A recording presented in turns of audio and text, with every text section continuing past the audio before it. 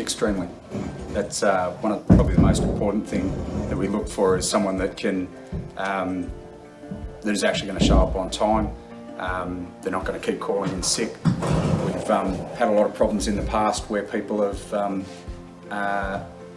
at the start of their employment, they've been great, and then within a few weeks they start to drop away and not show up on time, and it's not a good look for the rest of the employees. When I've got to get jobs done and we plan our days ahead, then if they're not reliable, then we really can't afford to employ them or keep them employed. Absolutely. Someone you can trust to get the job done to a standard is very important to a business. It is very important, yeah, it is very important because I always explain it. So if someone's not here at the shift at 9 a.m, I have to stop everything and follow up and check where the person is and stuff like that. When you have a peace of mind of knowing that employee always shows up in time, over a certain period of time, they give you that tick in your head, like you can rely on them. And then you feel much better and you have much more mind space to do something else.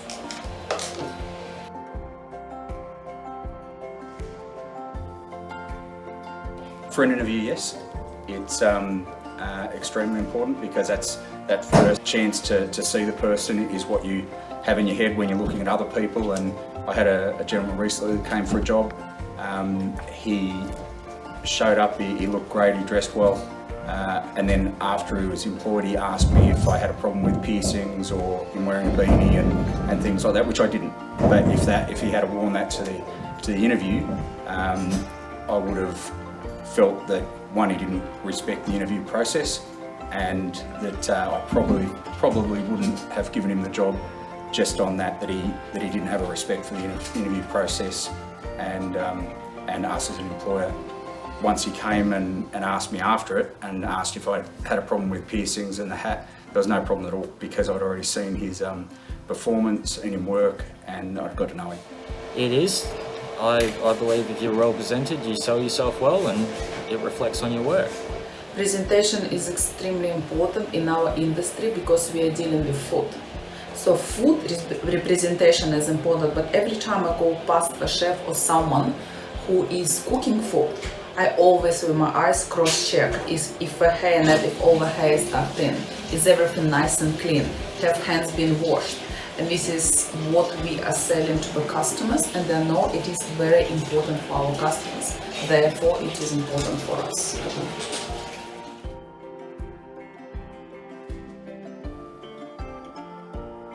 Looking me in the eye when they speak to me. Punctuality is a good thing to show up on time, especially for that first interview. And being organised. Having, if they're bringing a CV, even if they've sent it to me, to bring a hard copy of it and look me in the eye when they're speaking to me and shake my hand when I first meet them when it's outside of COVID.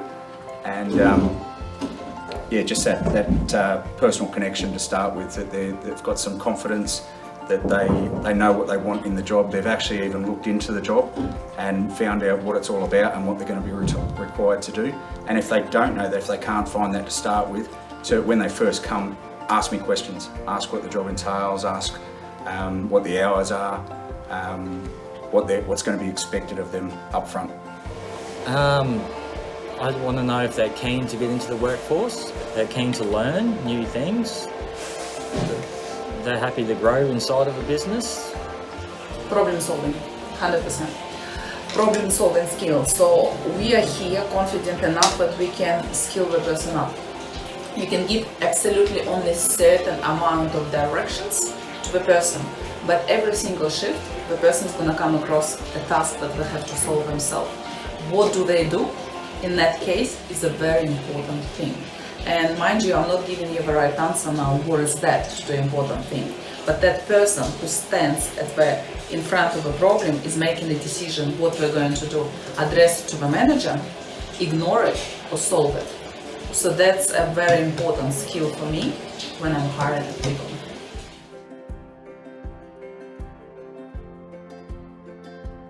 I would like the barrier to be disclosed to me by someone. If the young person didn't feel comfortable in that, then I would hope that the agency or someone talked to me about it to start with. But if the person felt comfortable, then yeah, I'd like to know what the barrier is so we can work with it. And we're not made to. We had a person recently that had a job with us, and they felt a certain way, or felt that we were feeling a certain way, and it just caused that little bit of tension where they were not feeling comfortable. Whereas if that had been disclosed to me earlier, we could have worked with that and made them feel comfortable right from the start. I would say no. I would say no. Being aware of what you have been diagnosed with is a great thing, but that person is communicated from inside. And communicating from inside, I guess it's not such an easy thing to communicate with the words that have been told you. So I guess I wish that way have described it in that way. So it's the same when I talk to children. Like, no matter what happens, I'm asking them, how does it make you feel?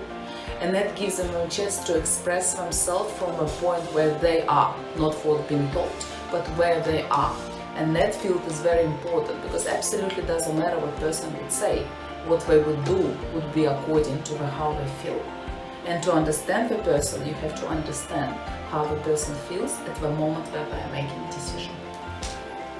Well, yes, I do believe if it's the right person, the right employee, that they can be safe in an environment, comfortable in an environment, and that they're happy to turn up and know they're not going to be discriminated or lose an opportunity because of something they can't control.